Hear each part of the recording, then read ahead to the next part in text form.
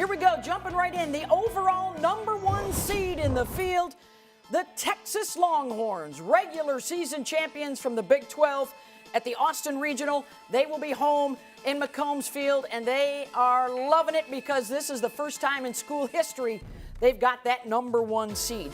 They will open up against the Siena Saints on Friday afternoon. First time into the tournament for the Metro Atlantic champions, and 33 wins, the best year in school history, led by Jocelyn Ulrich and Alyssa Emont. Way to go, Siena. Who else is headed to the Austin Regional? How about the Red Flash of St. Francis? NEC champs with a 40-win season. They'll play Friday night on ESPN Plus against the Northwestern Wildcats. How about that? The regular season champs in the Big 10 and the Big 12 together in the same region. They led the conference this year in home runs and ERA, with slugger Kansas Robinson leading the charge. So, Smitty, that's how the Austin Regional looks, led by Texas. Yeah, this Texas team is so strong. They've got a great offense. They've got the ability to hit for power as well as speed. 3 hitters over 400. Mia Scott, Ashton Maloney, Reese Atwood. They can just smash the ball. 82 stolen bases as a team. And how about 5 amazing arms in the circle? A very complete Texas Longhorn team. All right, fill that in the upper left part of your bracket. We're going to go down to the lower right for the #2 seed in the tournament. The Oklahoma Sooners, the 3-time defending national champs, will be home at Loves Field for the Norman Regional, and they'll get underway Friday night on ESPNU, going for an 8th national championship under Patty Gasso's direction with that championship mindset. And they will play Friday night against the Vikings of Cleveland State. They won the Horizon League championship earlier today with their 2-way star, Melissa Hoseful. Also, heading to the Norman Regional, the Terriers of Boston University, Patriot League champs, riding a 26-game unbeaten streak. They haven't lost since April 2nd. They're heading back to Norman for the 2nd time in their postseason history, led by Casey Ricard, their star pitcher. They're in action Friday night at 5:30 against the Oregon Ducks out of the Pac-12, and a reunion of former OU assistant Melissa Lombardi. They head to town, led by Kai Lushar and Ariel Carlson. So the Pac-12 and the Big 12 getting together in that one, Jess, at Loves Field. Well, you're talking about the most successful senior class in Division I history, and they got 10 of them. They're led on their pitching staff with Kelly Maxwell, and they've got 5 in their lineup in Coleman, Jennings, Hanson, Boone, and Brito that lead the way. They're going to hit you, outscore you. That's what they've done all season long, and what makes this team unique is how much their offense has led their team. All right, we're going to stay on the right side of your bracket with the #3 overall seed, and it's the regular season champions of the Southeastern Conference, the Tennessee Lady Vols, staying at home at Sherry Parker Lee Stadium in Knoxville with Kiki Malloy and Boo Gibson and that outstanding pitching staff led by Coach of the Year Karen Weekly. They will be at home hosting as the #3 seed Friday afternoon on ESPN Plus against a first-timer. Welcome to the Dayton Flyers, champions of the A-10. Don't look past their pitchers either. They did not allow a single run en route to that A-10 championship. Emma Shooter, Maddie Kapsamalis, 2 of their top stars. Who else is heading to Knoxville? How about the Red Hawks of Miami? So we got really good pitchers, and now we got really good home run hitters. They could set single-season records as a team and as a hitter with Carly Spade. Lot of bang for the buck for the Red Hawks. They will open up Friday at noon Eastern on ESPN Plus against the Virginia Cavaliers. Wahoo for the Wahoos. They're back in the tournament for the first time since 2010 as an at-large, there you go, ladies, out of the ACC, led by Jade Hilton, their slugger. So there's a look, Amanda, at that Knoxville Regional led by UT. Yeah, and Tennessee has one of the best 1-2 punches in the circle with the SEC Pitcher of the Year, Carlin Pickens and Peyton Gottschall, who easily also could have been SEC Pitcher of the Year. And they can hit the long ball, too. I mean, they have an absolute star in center field and as their leadoff hitter in Kiki Malloy. And then don't sleep on the power of Zeta Pooney and Riley West. This team can pack some punch. one of the best home run hitting teams in the country, and that 1-2 punch with Pickens and Gottschall is special. Back over to the left side of your bracket, we've seen 2 from the Big 12. How about 2 from the SEC? The 4 seed with a massive finish to the regular season and the SEC tournament. We're going to Gainesville with the Florida Gators, and they will open up Friday at noon Eastern at Katie Seashore Presley Stadium. 9-1 in their last 10 games, all against ranked opponents. They will open up against the Eagles of Florida Gulf Coast, the ASUN champs. How about Neely Peterson with the walk-off home run in extra innings in the final to seal the deal? Who else will be in the Gainesville Regional? The Owls of Florida Atlantic, an at-large out of the American. They were the top-scoring team in that conference. Hug it out, ladies, led by their two-way star, Trinity Schlotterbeck. And they will open up this double elimination format in Gainesville Friday afternoon on ESPN Plus against the Jaguars of South Alabama out of the Sun Belt. Look out. They have 3 wins on their resume against the SEC, led by their 20-game winner, Olivia Lackey, and their basher, Mackenzie Brasher. Number 5 overall seed, and what a season for the Big 12. It continues into the postseason because it's Oklahoma State at Cowgirls Stadium Friday night. Kenny Gajewski's club will try and get back to the World Series for a 5th year in a row, led by the Big 12 Pitcher of the Year, Lexi Kilfoyle. They also took the Bedlam Series during the regular season. How about Friday night against the Bears of Northern Colorado? The first game in this double elimination format, they win the Big Sky back-to-back. Amelie Morales, we saw that, the 10th inning grand slam to win their tournament. Who else is going to Stillwater? How about the Big Ten tournament champs? The 2005 national champs. The Michigan Wolverines return to the postseason, led by their tournament MVP, Lauren Durkowski, Kiki Thole, and Ellie Seiler at the plate.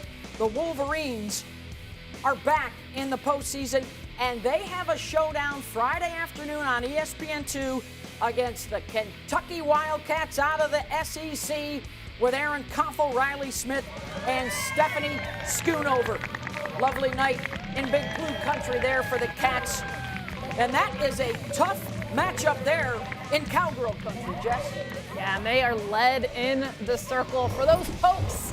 Lexi Kilfoyle, what she's done. Big 12 Pitcher of the Year, 1.14 ERA. That's 4th best in the country. Only 18 extra base hits allowed all season long. And on the reverse, Caroline Wong leads the team in every offensive category. But keep your eye on their stud freshman, Carly Godwin. You talked about them winning Bedlam.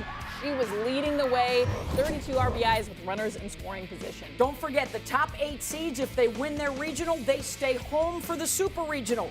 Will that be the case for the 6th seed overall? The UCLA Bruins hosting the Los Angeles Regional in Easton Stadium, gunning for a 13th national championship.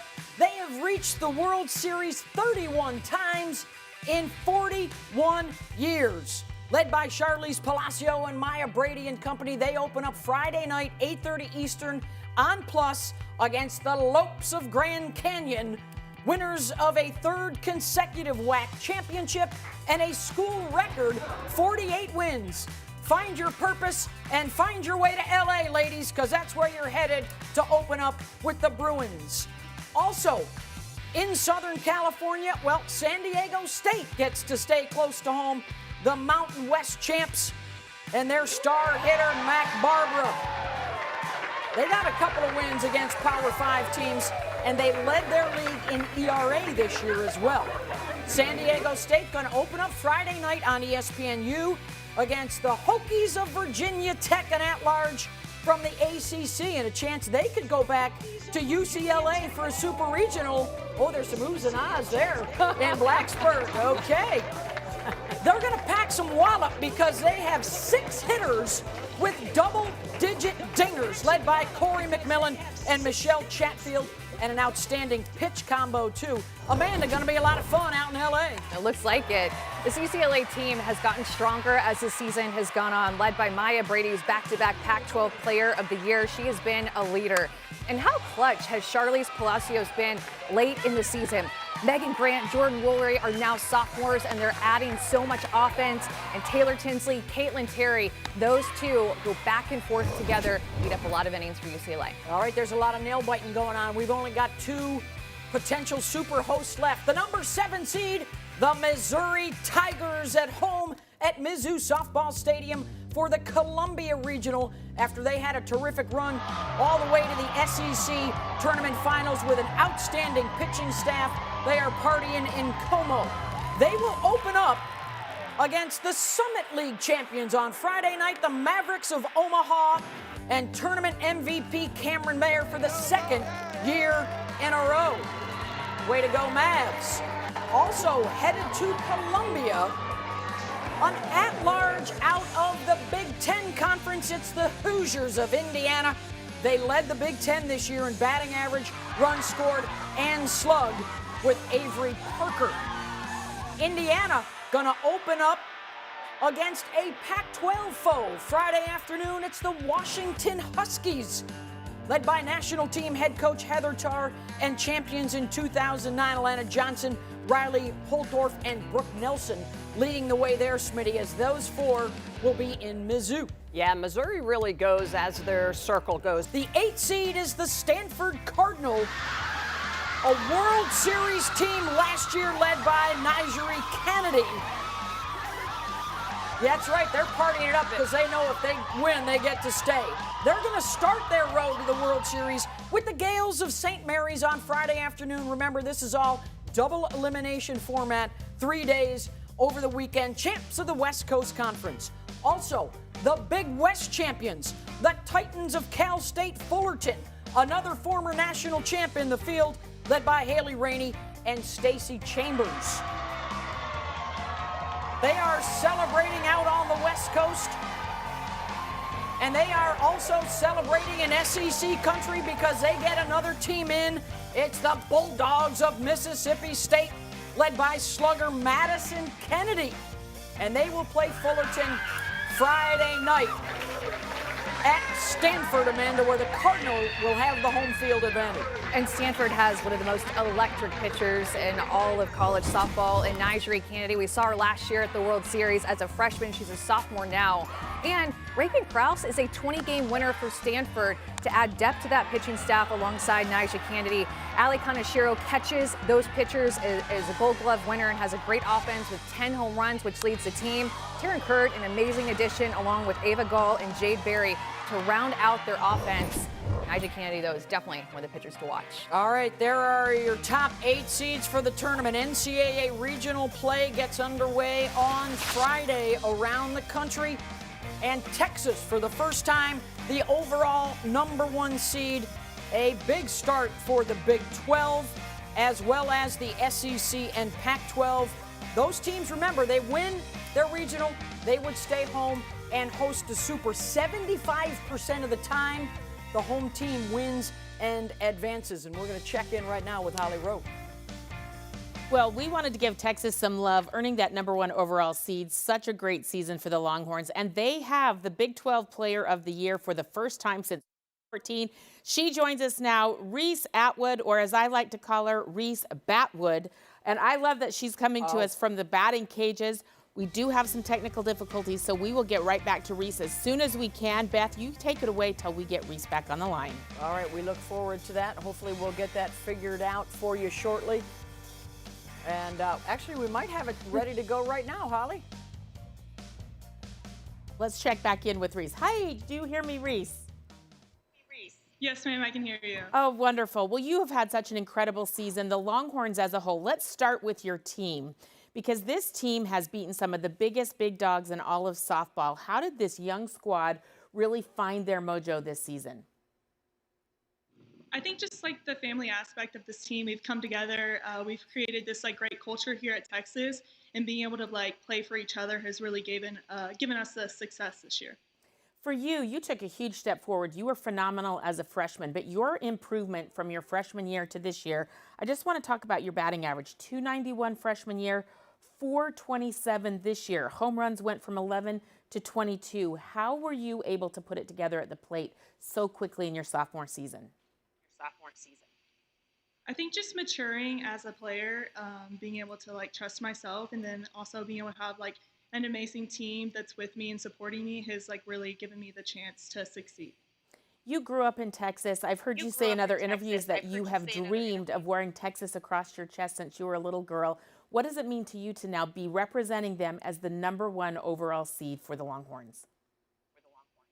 It means a lot just to be able to be here and play at our home field. We're extremely grateful to be able to host, so I'm super excited to see how it goes. Well, thank you so much, Reese. We'll see you coming up in Mayhem. Thank you. Thank you. Hook 'em.